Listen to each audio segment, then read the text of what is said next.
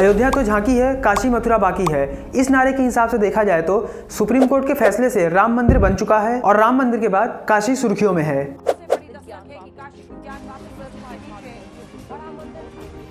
बड़ी खबर है, ज्ञान वापी मस्जिद को लेकर एएसआई की रिपोर्ट आज सामने आ गई है। जीपीआर सर्वे पर एएसआई ने कहा है यहाँ पर एक बड़ा भव्य हिंदू मंदिर था। आर्कियोलॉजिकल सर्वे ऑफ इंडिया की रिपोर्ट के अकॉर्डिंग ज्ञानवापी मस्जिद के नीचे और ज्ञानवापी मस्जिद में बहुत से ऐसे सबूत मिले हैं जो कि ये दावा करते हैं कि मस्जिद बनने से पहले वहाँ पे एक हिंदू मंदिर था। काशी विश्वनाथ मंदिर का इतिहास क्या है, अभी तक ज्ञानवापी मस्जिद को लेकर के कौन कौन से लीगल स्टेप लिए गए हैं और आर्कियोलॉजिकल सर्वे ऑफ इंडिया की फाइंडिंग्स में क्या क्या मिला है, ये सब कुछ हम जानेंगे इस वीडियो में।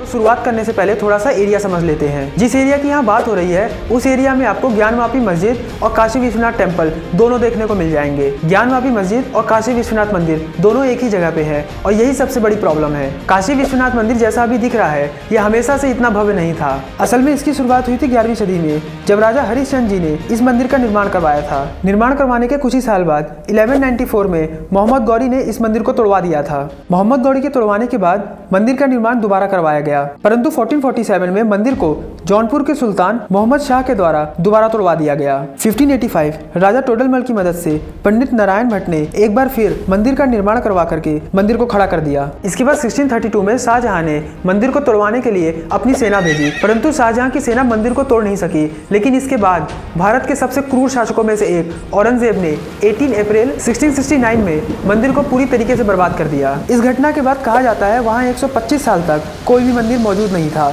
और फिर 1780 में महारानी अहिल्याबाई होलकर जी ने मंदिर का दोबारा निर्माण करवाया। अहिल्याबाई होलकर जी के निर्माण करवाने के बाद 1853 में महाराजा रणजीत सिंह जी ने मंदिर को 1000 किलो सोना दान दिया। मंदिर का मंडप महारानी बीजाबाई जी के द्वारा बनवाया गया था और नेपाल के राजा के द्वारा मंदिर में नंदी महाराज की मूर्ति की स्थापना करवाई गई थी। लेकिन अगर आप नंदी महाराज की मूर्ति को देखेंगे तो आपको देखने को मिलेगा कि नंदी महाराज की मूर्ति मौजूदा मंदिर के उल्टी तरफ है। कहा जाता है ऐसा इसलिए है क्योंकि मंदिर पहले उसी तरफ था जिस तरफ मूर्ति का मुंह है, परंतु अभी के समय तो उस तरफ मस्जिद है, लेकिन ऐसा पहले नहीं था। अगर आप मस्जिद की पीछे की दीवारों को ध्यान से देखें तो मस्जिद की पीछे की दीवारें आपको पूरी तरीके से मंदिर की दीवारों की तरह देखने को मिलेगी। असल में कहा जाता है मंदिर को पूरी तरीके से तोड़े बिना मस्जिद का निर्माण करवाया गया था और ये दीवारें उस टूटे हुए मंदिर के अवशेष हैं। मंदिर के अवशेषों के बारे में हम आर्कियोलॉजिकल सर्वे ऑफ इंडिया की रिपोर्ट में देखेंगे। इससे पहले हम जान लेते हैं इस केस में होने वाले लीगल बैटल के बारे में। ज्ञानवापी मस्जिद का केस जानने से पहले प्लेसेस ऑफ वर्शिप एक्ट 1991 को जानना बहुत जरूरी है।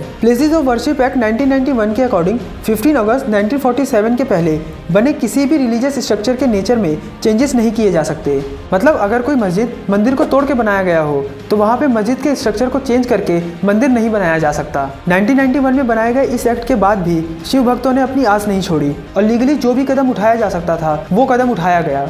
ज्ञानवापी मस्जिद की लीगल बैटल की शुरुआत भी 1991 से ही हुई थी, जब वाराणसी कोर्ट में स्वयंभू ज्योतिर्लिंग भगवान विश्वेश्वर पहली पिटीशन डालते हैं। इस पिटीशन में कोर्ट के सामने 3 डिमांड रखी गई थी, जिसमें सबसे पहली डिमांड थी पूजा से रिलेटेड, मतलब ज्ञानवापी मस्जिद में हिंदू पक्ष को पूजा करने की अनुमति दी जाए। इसमें दूसरी डिमांड थी ज्ञानवापी मस्जिद को काशी विश्वनाथ टेम्पल के साथ जोड़ करके देखा जाए और ज्ञानवापी मस्जिद को काशी विश्वनाथ टेम्पल का ही पार्ट माना जाए। इस पिटीशन की तीसरी और सबसे कॉन्ट्रोवर्शियल डिमांड यह थी कि मस्जिद को गिरा करके यह जमीन हिंदू पक्ष को दे दी जाए। 1991 के बाद 1998 में अंजुमन इंतजामिया मस्जिद कमेटी इलाहाबाद हाई कोर्ट से अपील करती है कि वाराणसी डिस्ट्रिक्ट कोर्ट में हुई तीनों डिमांड में दखल दे और वाराणसी डिस्ट्रिक्ट कोर्ट की कार्रवाई को रोक दिया जाए। अंजुमन इंतजामिया मस्जिद कमेटी की अपील के बाद Allahabad high court Varanasi district court की कार्रवाई पर स्टे लगा देती है। 1998 के बाद 2019 में केस को दोबारा रिवाइव किया जाता है और दोबारा से कोर्ट में पिटीशन डाली जाती है। 2019 में कोर्ट में पिटीशन डालने वाले लॉयर थे विजय शंकर रस्तोगी जी। इनकी पिटीशन के बाद वाराणसी कोर्ट ऑर्डर देती है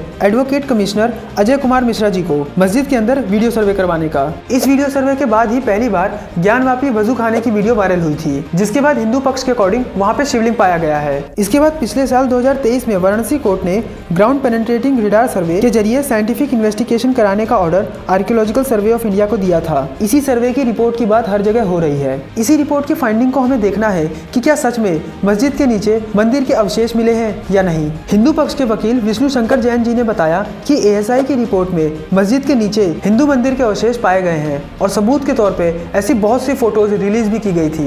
रिपोर्ट में ऐसा भी कहा गया है कि मस्जिद बनाते समय टूटे हुए मंदिर के पिलर्स को दोबारा यूज किया गया है और मस्जिद बनाते समय इन पिलर्स में बनी हुई कार्विंग्स को भी मिटाने की कोशिश की गई है। इसके साथ साथ अलग अलग लैंग्वेज तमिल, कन्नड़ और देवनागरी में लिखे हुए लेख भी पाए गए हैं। इसी तरह से भगवान गणेश की टूटी हुई मूर्ति, भगवान विष्णु की टूटी हुई मूर्ति और शिवलिंग के नीचे का हिस्सा जिसे योनि पता कहा जाता है, ये सब मस्जिद के नीचे ही मिला है।